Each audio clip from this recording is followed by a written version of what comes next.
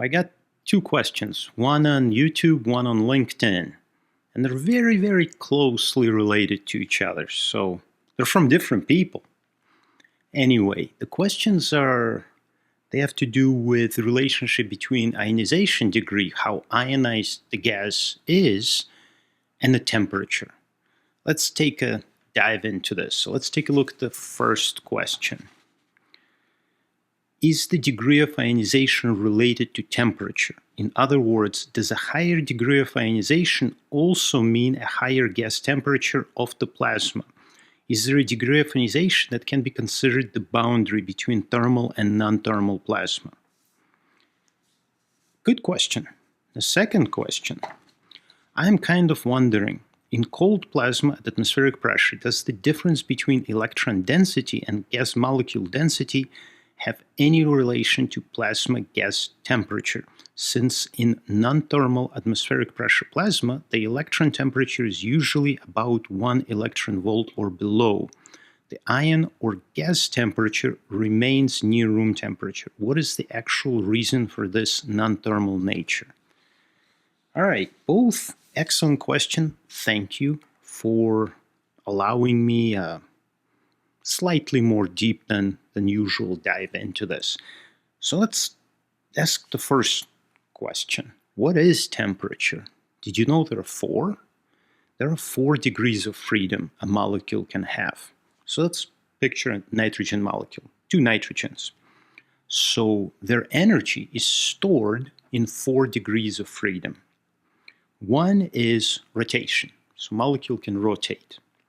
The other one is vibration, molecule can vibrate. The third one is translation. The molecule can translate, move. The fourth, and my favorite, is electronic, degree of freedom.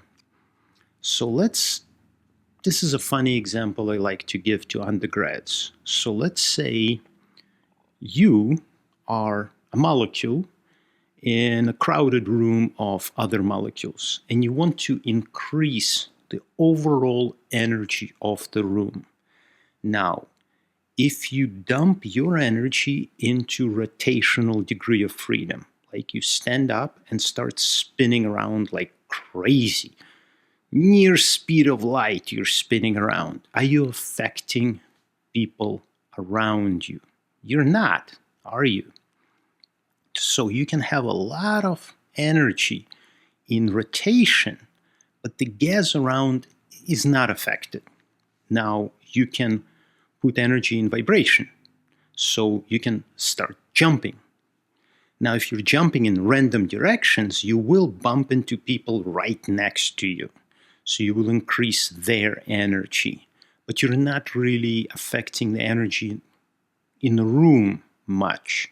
So rotational or vibrational energy or temperature, they don't affect gas much. They may affect reactivity of a single molecule, but not overall gas. Now translational energy or translational temperature is what you normal humans mean by temperature. So if you start running through the room, you're bumping into a lot of people as you run, and that is translational energy. So when you think of temperature, gas temperature, it's molecules flying and bumping into other molecules, transferring part of their momentum to those molecules. That's what we normal people refer to as temperature. The fourth one is interesting. You're staying in that room, calmly sit down and start screaming. You will affect, people will freak out, some of them will start running, so you can increase energy of the gas by increasing electronic degree of freedom.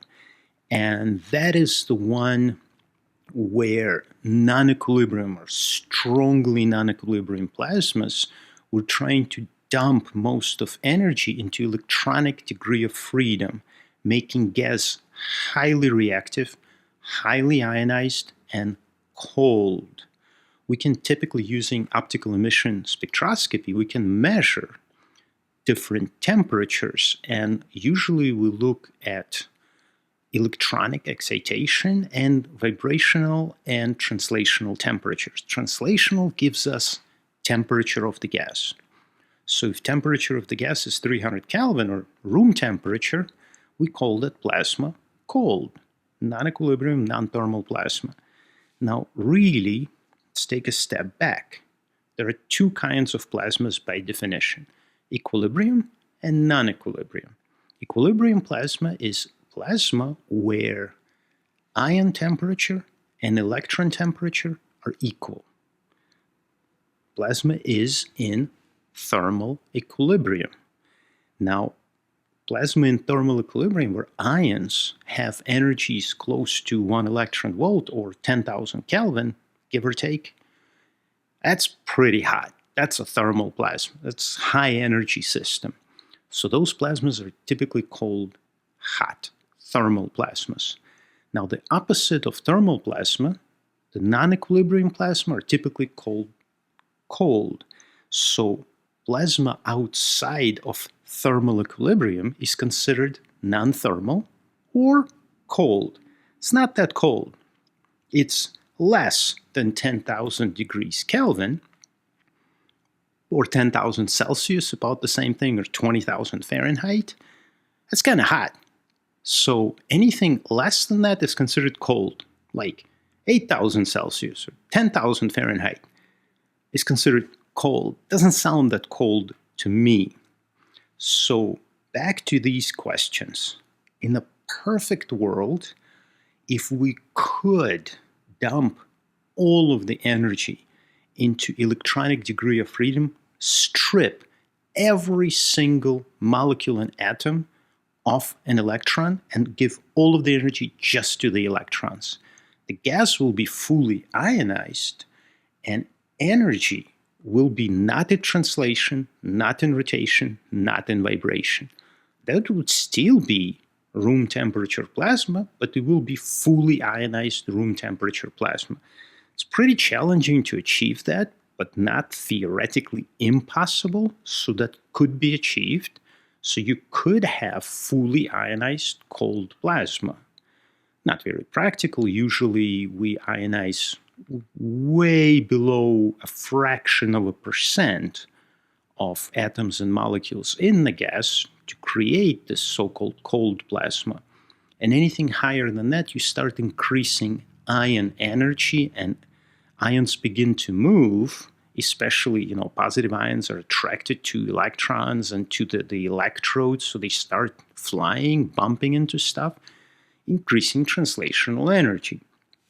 So both of these questions are related, and really you have to look at plasma as these four temperatures, and the main ones are vibrational temperature, because that's important for chemical reactions, electronic temperature, because that's how ionized your molecules, or how many electrons there are and what energy they have, and translational energy, degree of freedom, because that defines the temperature of the gas. So non-thermal plasmas, purely non-thermal plasmas, can still be fully ionized, but in practice that's not really the case. In practice, your ionization degree is much lower. Anyway, let me know if you're interested in going into more details about this. Already almost a 10-minute video, so I'll stop here. Let me know if you have further questions. Peace.